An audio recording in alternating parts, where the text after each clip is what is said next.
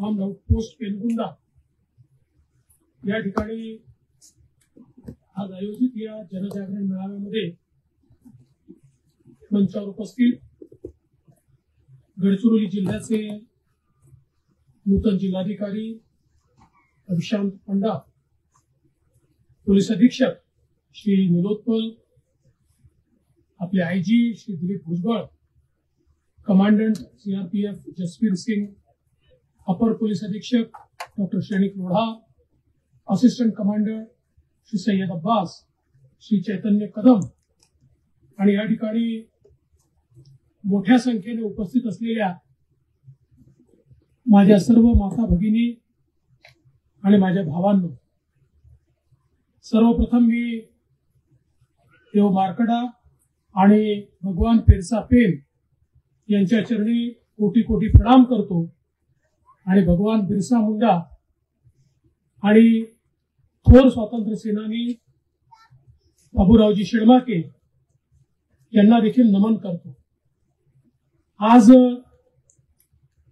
आपल्या कॅलेंडर प्रमाणे वर्षाचा पहिला दिवस आहे, 1 जानेवारी आहे। वर्षाच्या पहिल्या दिवशीच आपल्या सर्वांची भेट घेण्याची संधी मला मिळाली, म्हणून मी आपल्या सर्वांना मनापासून शुभेच्छा देतो।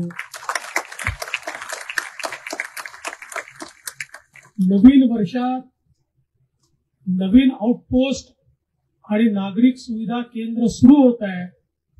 मला विश्वास आहे पेनगुंडा आणि आजूबाजूचा जो सगळा परिसर आहे या परिसराकरता एक अतिशय महत्वाची सुरुवात असेल आणि विकास आपल्यापर्यंत पोहोचवण्याकरता हे केंद्र एक अत्यंत महत्वाचं केंद्र ठरेल हा मला विश्वास आहे।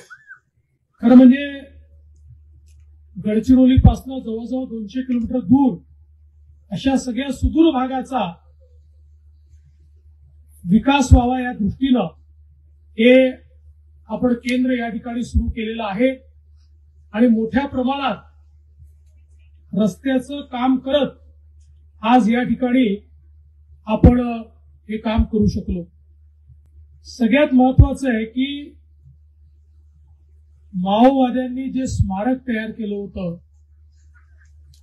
जे स्मारक भारतीय संविधानाचा विरोध करण्याकरता तयार करण्यात आलेलं स्मारक होतं, आज ते स्मारक उद्ध्वस्त झालं आहे आणि त्याऐवजी आता ही भूमी भगवान बिरसा मुंडांची आणि बाबूराव शेडमाकेची भूमी म्हणून या ठिकाणी ओळखली जाईल।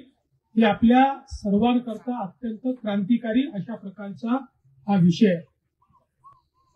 आपल्याला कल्पना आहे की वर्षानुवर्ष माओवादामुळे आपल्या भागाचा विकास होऊ शकला नाही, कारण माओवाद्यांनी भारतरत्न डॉक्टर बाबासाहेब आंबेडकरांनी तयार केलेलं संविधान ते आम्हाला मान्य नाही, आम्ही त्या संविधानाने चालणार नाही अशा प्रकारचा या ठिकाणी विचार मांडला आणि त्यातून लोकांना विकासापासून वंचित ठेवलं। पण आपल्या सर्वांचं मी अभिनंदन करतो, विशेषतः ज्या 12 गावांनी ग्रामसभेचा ठराव घेऊन सांगितलं आम्हाला संविधान पाहिजे, आम्हाला विकास पाहिजे, आम्हाला हिंसा नको, आम्हाला या ठिकाणी आमच्या मुलांकरता एक चांगलं जीवन पाहिजे आणि म्हणून माओवादाला नकारत त्या ठिकाणी त्यांच्याकरता राशन पाणी बंद केलं आणि एलईडी जे त्या ठिकाणी त्यांनी लावले होते तेही पोलीस ठाण्यामध्ये जमा केले। हे जे धैर्य आपण दाखवलं, ही जी दृढता आपण त्याबद्दल आपल्या सर्वांना मी सलाम करतो, आपल्या सर्वांना मी नमस्कार करतो आणि आपण अतिशय उत्तम निर्णय घेत आपल्या पुढच्या पिढ्यांच्या विकासाचा मार्ग मोकळा केलाय। आपल्याला कल्पना आहे महाराष्ट्रामध्ये आमच्या सरकारने एक निर्णय घेतला की अनेक वर्षापर्यंत गडचिरोली जिल्ह्याला राज्यातला शेवटचा जिल्हा बनायचा, शेवटचा जिल्हा। आम्ही सांगितलं नाही, हा राज्यातला शेवटचा जिल्हा नाही, राज्याची सुरुवात गडचिरोलीपासून होते हा राज्याचा पहिला जिल्हा आहे आणि म्हणून हे प्रवेशद्वार चांगल्या प्रकारे आपल्याला त्या ठिकाणी योग्य प्रकारे करावं लागेल. आता इथे येण्यापूर्वी मी अहेरी ते गर्देवाडा या एसटी बसचं उद्घाटन करून आलो. त्या भागामध्ये रस्ता आणि पूल करून आपण एसटी बस सुरू केली आणि छत्तीसगड पर्यंत आता आपली एसटीची बस त्या ठिकाणी जाणार आहे. 75 वर्ष आता आपल्या संविधानाला झाले, 78 वर्ष स्वातंत्र्याला झाले, पण या भागामध्ये कधीही मुख्यमंत्रीही आला नव्हता आणि कधीही बसची सुरुवात झाली नव्हती. ती सुरुवात आज आपण केलेली आहे आणि तुम्ही चिंता करू नका. आपल्याला इकडे जो 21 किलोमीटरचा 22 किलोमीटरचा रस्ता तयार करायचा, कुठपर्यंत जाणार आहे तो?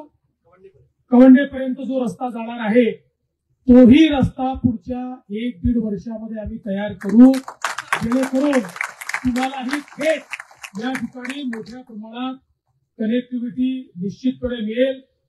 जवळजवळ आपण गेल्या 2 वर्षामध्ये वांगेतुरी असेल किंवा गर्देवाडा असेल या ठिकाणी पोलीस आउटपोस्ट तयार केल्यानंतर मोठ्या प्रमाणात पोलीस दादा लोरा खिडकीच्या माध्यमातून पोलीस प्रशासन आणि राज्य प्रशासनाच्या माध्यमातून जिल्हा प्रशासनाच्या माध्यमातून विकासाच्या योजना या लोकांपर्यंत पोहोचू लागल्या. आज आपण पाहू शकतो की जांभिया गर्देवाडा वांगेतुरी मेंढरी आणि पुढे छत्तीसगड पर्यंत रस्त्यांची कामं ही आपण त्या ठिकाणी सुरू केली आणि आता बस सेवा देखील मोठ्या प्रमाणात सुरू झाली आहे. हे करत असताना पुलांची कामं असतील किंवा मोबाईलचे टावर असतील हे देखील आपण या ठिकाणी करतो.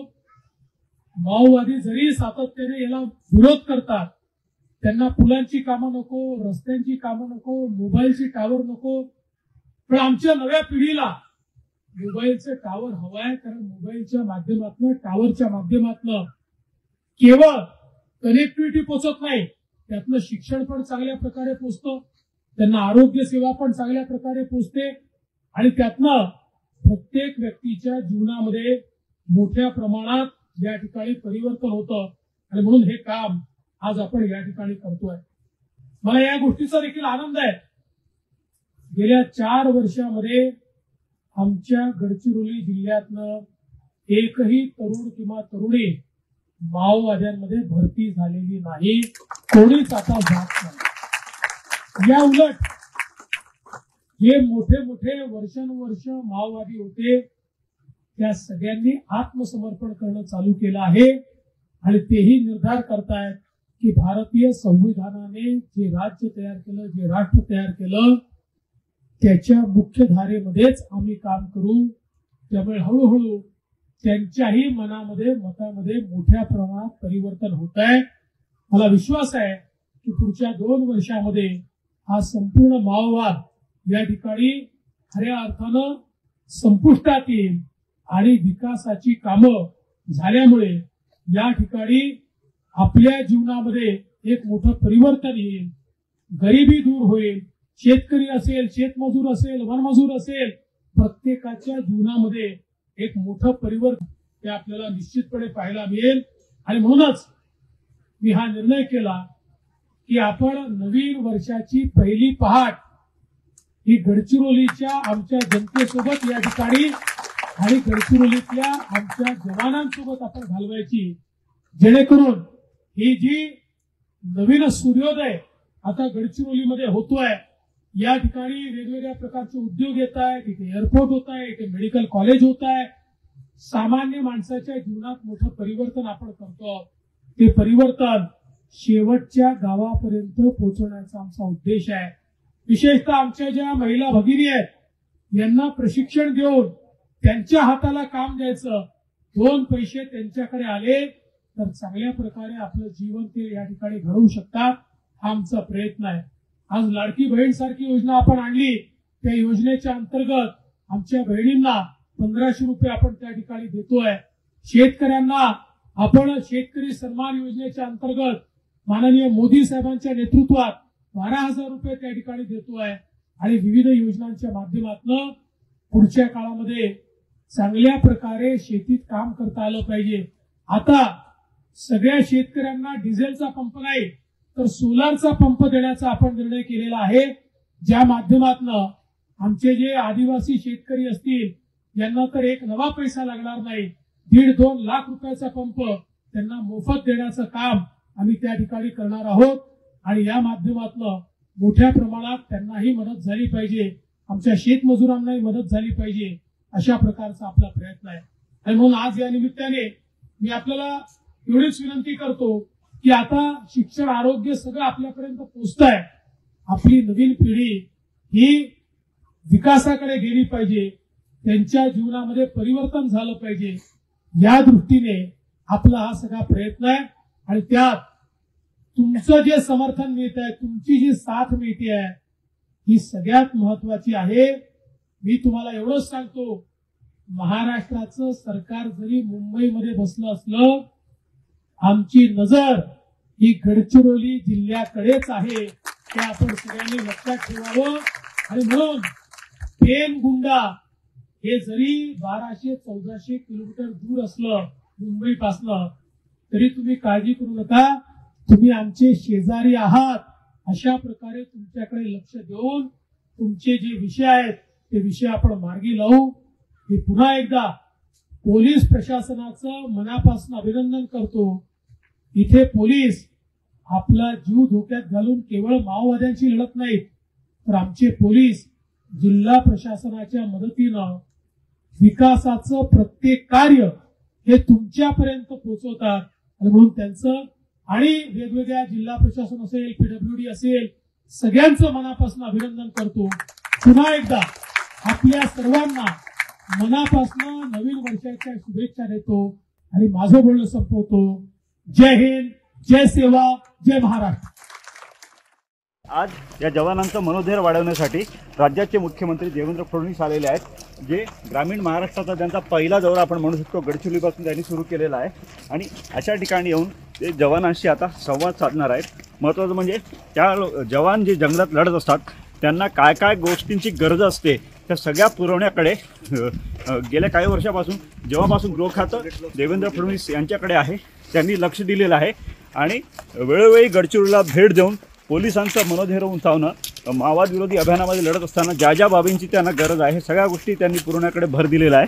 आणि आत्तासुद्धा आपण बघू शकतो इतर भाऊ मला सांगा, अशा अतिसंवेदनशील भागात जवानांनी हे पोलीस ठाणं उभारलेलं आहे, तुम्ही या ठिकाणी आलेले आहात, काय म्हणा? मला असं वाटतं की हे जे पोलीस ठाणं आहे याकरता महत्त्वाचं आहे की माओवाद्यांचं स्मारक उद्ध्वस्त करून या ठिकाणी भारतीय संविधानाने जो पोलीस फोर्स उभा केला त्या पोलीस फोर्स करता या ठिकाणी ठाणं उभं राहिलेलं आहे। विशेषतः हा सगळा भाग असा होता की ज्या ठिकाणी कोणी येऊ शकत नव्हतं, रस्ते नव्हते, आता याची थेट कनेक्टिव्हिटी सगळी थ्रू अँड थ्रू तयार होते आहे, त्यामुळे लोकांपर्यंत विकास पोहोचण्याकरता मदत होणार आहे। मोबाईलचे टावर्स असतील, वेगवेगळ्या योजना असतील, त्या सगळ्या लोकांपर्यंत पोहोचत आहेत आणि एक प्रकारे माओवाद्यांचा डॉमिनन्स पूर्णपणे संपतो।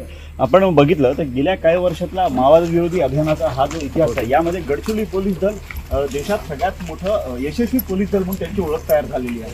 100% आपण गडचिरोलीमध्ये आता माओवादाच्या शेवटाकडे चाललेलो आहोत आणि यामध्ये पोलीस दलाने जे काम केलं आहे ते अतिशय महत्त्वाचं आहे। गेले 4 वर्ष एकही व्यक्ती हा माओवाद्यांना भरती करता गडचिरोलीतनं आणि महाराष्ट्रातून मिळालेला नाही, हे अत्यंत महत्त्वाचं आहे। आणि विशेषतः पोलिसांची कॅज्युअलिटी न होता पोलिसांनी ज्या प्रकारचे ऑपरेशन्स केले आहेत ते महत्त्वाचे आहे। पोलिसांना ज्या गोष्टींची गरज असते त्यामध्ये आणखी काय बाबी जे जे लागेल ते आम्ही पुरवू, कारण आपला जीव धोक्यात घालून या सगळ्या इलाक्यामध्ये पोलीस काम करतात, त्यामुळे जे त्यांच्याकरता आवश्यक असेल ते प्रत्येक गोष्ट त्यांना दिली। आजच्या कार्यक्रमाचा मुख्य भाग म्हणजे DKZCM दर्जाच्या वरिष्ठ माओवादी कॅडरसह एकूण 11 माओवाद्यांचे मान्यवरांच्या उपस्थितीत होणारे आत्मसमर्पण। DKZCM विमला चंद्रा शिडाम उर्फ तारा उर्फ वसल्ला उर्फ तारक्का यांच्यासह 3 DVCM, 1 उपकमांडर, 2 ACM, 4 दलम सदस्य दर्जाचे माओवादी सदस्य हे आज मान्यवरांच्या उपस्थितीत आत्मसमर्पण करीत आहेत।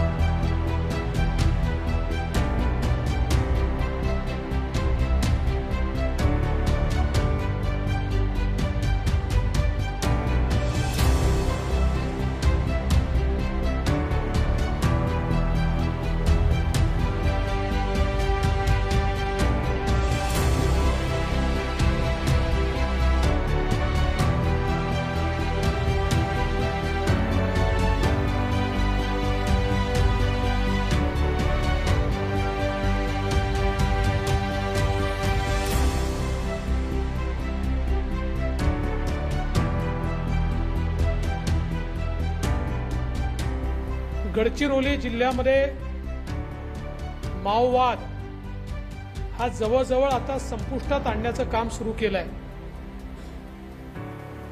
उत्तर गडचिरोली आता माओवादापासून मुक्त झाली आहे आणि लवकरच दक्षिण गडचिरोली ही माओवादापासून मुक्त होईल याबद्दल माझ्या मनात कुठलीही शंका नाही.